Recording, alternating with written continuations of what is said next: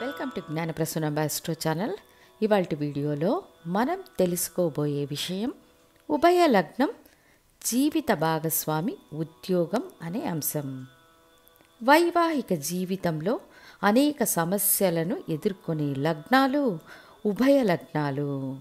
మొట్టమొదటిగా ఈ ఉభయ లగ్నంలో వివాహ జీవితంలో అధిక సమస్యలు రావడానికి గల కారణాన్ని మీకు వివరిస్తాను. ఈ లగ్నాలకు సప్తమాధిపతి బాధకాధిపతి. ఈ 4 లగ్నాలకు గురువు మరియు బుధుడు బాధకాధిపతులుగా వస్తారు. మిథునం కన్యా లగ్నాలకు గురువు సప్తమాధిపతి, ధనుస్సు మీన లగ్నాలకు బుధుడు సప్తమాధిపతి. వీళ్ళిద్దరూ సహజ శుభగ్రహాలు.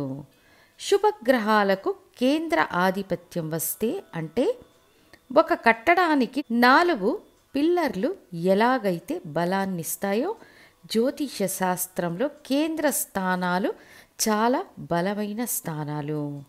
ఇటువంటి బలమైన కేంద్ర స్థానాలకు సహజ శుభగ్రహాలు అధిపతులుగా వస్తే ఇంకా బలం అధికమై అలవకు మించిన అమృతము విషమవుతుందనే సామెత ప్రకారం కేంద్రాధిపతి బాధకాధిపతిగా మారిపోతారు. అప్పుడు ఈ కేంద్ర ఉభయ లగ్నాలకు పరస్పర అధిపతులు శుభగ్రహాలు కావడం వలన కేంద్రాధిపత్య దోషం యాక్టివేట్ అవుతుంది. సహజంగానే బుధుడికి మరియు గురువుకు మధ్య శత్రు సంబంధం ఉంటుంది. కాబట్టి బాధకాధిపతి జీవిత భాగస్వామిగా వస్తారనే భాగ్యం ఈ ఉభయ లగ్నాలకు ఉంటుంది. ఇక మిథున లగ్నానికి 7, 10 స్థానాలకు గురువు అధిపతిగా వస్తారు. అప్పుడు సప్తమ స్థానమనే జీవిత భాగస్వామి స్థానానికి 10వ స్థానమనే జీవన స్థానానికి బాధకం చేస్తారు. కన్యా లగ్నానికి 4, 7 స్థానాలకు గురువు అధిపతిగా వస్తారు. 4వ స్థానమనే ఇల్లు, వాహనం, వసతి సౌకర్యాలకు, 7వ స్థానమనే జీవిత భాగస్వామి స్థానానికి బాధకం చేస్తారు. ధనుస్సు లగ్నానికి బుధుడు 7, 10 స్థానాలకు అధిపతిగా వస్తారు. 7వ స్థానమనే జీవిత భాగస్వామి స్థానానికి, 10వ స్థానమనే జీవన స్థానానికి బాధకం చేసే అర్హతను కలిగి ఉంటారు. మీన లగ్నానికి బుధుడు 4, 7 స్థానాలకు బాధకాధిపతిగా వచ్చి ఇల్లు, వాహనం, వసతి సౌకర్యాలకు బాధకం, సప్తమ స్థానమని జీవిత భాగస్వామి మరియు భాగస్థులు, సొసైటీ, దాయాదులు ఈ విషయాలకు సంబంధించిన బాధకాన్ని ఇస్తారు. అయితే ఇందులో మనతో కలిసి ట్రావెల్ చేసేవాళ్ళు జీవిత భాగస్వామి కాబట్టి ఇందులో బాధకాన్ని ఏర్పరచుతారు. అందుకని ఉభయ లగ్నాలకు స్వంత వ్యాపారాలు చెయ్యకూడదు అని, పెట్టుబడులు పెడితే అనేక నష్టాలను ఎదుర్కొంటారు అని, పార్ట్నర్స్గా చేరితే మోసపోతారు అని, సొసైటీలో ఒక గుర్తింపు అనేది ఆలస్యంగానే మీకు దొరుకుతుంది అని చెప్పడానికి గల సూక్ష్మ కారణం సప్తమాధిపతి మీకు బాధకాధిపతి కాబట్టి ఈ విషయాలలో మీకు బాధకాన్ని ఇస్తారు. ఇక ఈ ఉభయ లగ్నాలకు వైవాహిక జీవితంలో సంతోషంగా ఉండడానికి ఏం చెయ్యాలి అంటే సింపుల్. జీవిత భాగస్వామి ఉద్యోగం చేసేవారైతే మంచిది. ఇది చాలా చాలా ముఖ్యమైన పాయింట్ అని గుర్తుంచుకోవాలి. మీ జీవిత భాగస్వామి ఏదైనా ఒక రీతిగా తన ఎనర్జీని డ్రైన్ చేయాలి. ఉద్యోగం చేస్తున్నప్పుడు ఆ ఎనర్జీ అనేది తగ్గుతుంది. అప్పుడు ఆటోమేటిక్గా మీకు బాధకం చేసే అవకాశాలు తగ్గుతాయి. బాధకం చెయ్యకూడదు అంటే దాని పవర్ను తగ్గించాలి.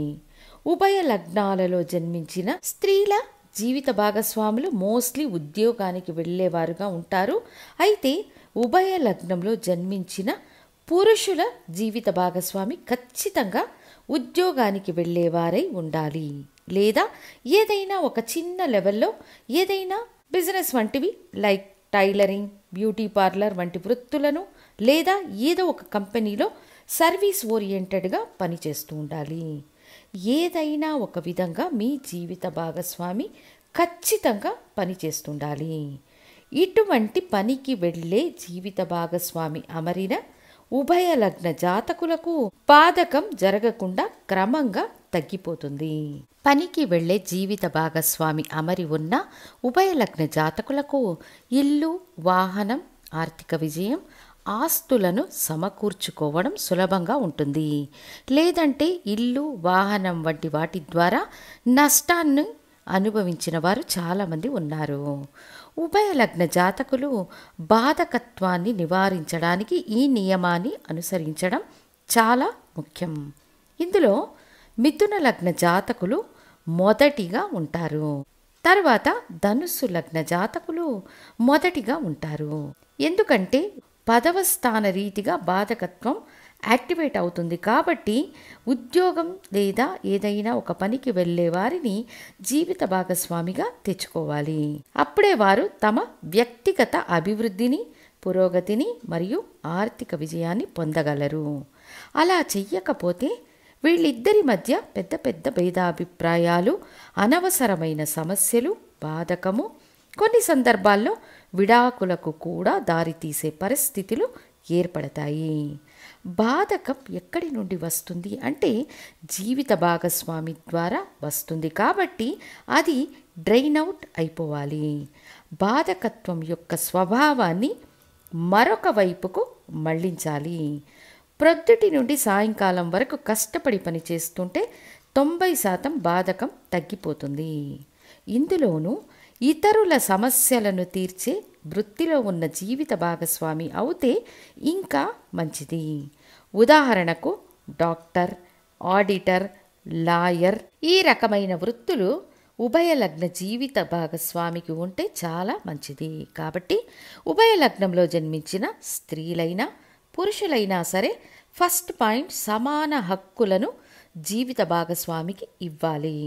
రెండవ పాయింట్ వాళ్ళు సంపాదనా పరులై ఉండాలి. సంపాదించే జీవిత భాగస్వామి అవుతే మీ వైవాహిక జీవితంలో 90% బాధకాన్ని నివారించవచ్చు. సో ఉద్యోగానికి వెళ్ళే లేదా చిన్న వ్యాపారమైనా కావచ్చు, లేదా ఇతరుల సమస్యలను తీర్చే అంటే సేవాపరమైన వృత్తులను చేసే వాళ్లను జీవిత భాగస్వామిగా ఎంచుకుంటే మీ లైఫ్ చాలా బాగుంటుందని తెలియజేస్తూ మళ్ళీ ఇంకొక వీడియోతో మీ ముందుంటాను. ధన్యవాదాలు.